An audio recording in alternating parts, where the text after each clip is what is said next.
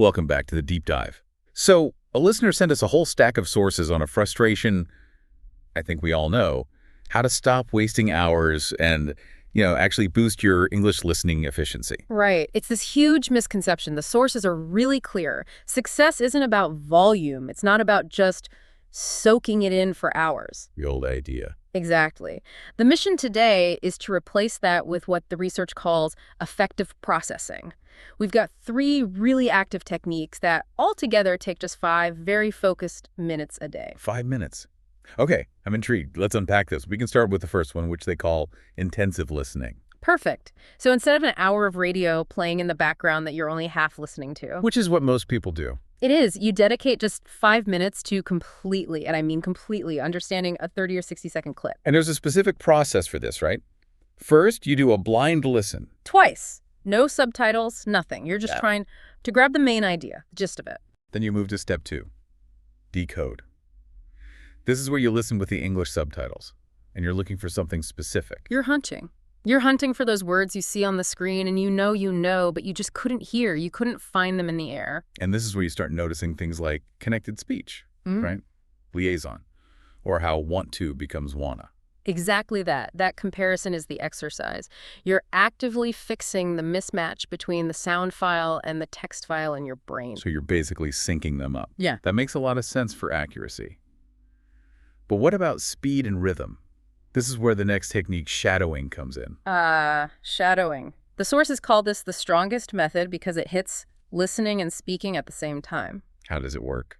You're basically mimicking the speaker in real time, like a shadow. You repeat what they say with maybe a half-second delay. So you're not waiting for them to finish the sentence? No, not at all. You're matching their intonation, their pauses, their stress, the flow, the musicality of the language. Okay, here's the part I found really fascinating. The sources claim, when your muscles can produce the sound, your ears will definitely recognize the sound. It's brilliant, isn't it? If you can physically make the sound pattern, your brain logs it as familiar. It's no longer foreign. And that mastery of rhythm leads right into the final technique, which is prediction. This one feels a little more mental. It is. It trains what they call language logic, concentration. You stop being a passive receiver. So you literally pause the audio mid-sentence and guess what's next. You try to predict it. Just before a key word, you become an active conversational partner, even with a recording. Okay, so let's put this all together into that 5-minute daily plan.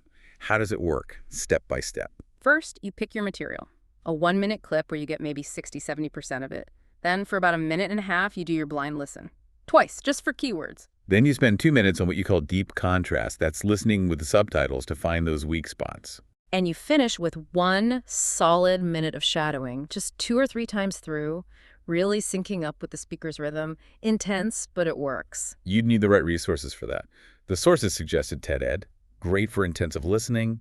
They're short. They're clear. BBC's 6-Minute English is also fantastic for this.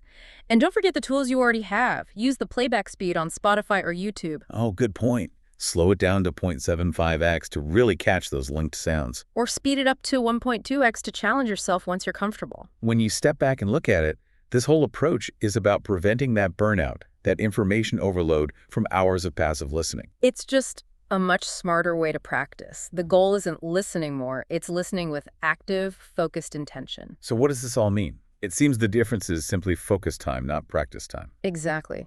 And here's a final thought to leave you with. If your listening becomes truly active and predictive, how much earlier in someone's sentence can you anticipate their main point long before they even finish the words?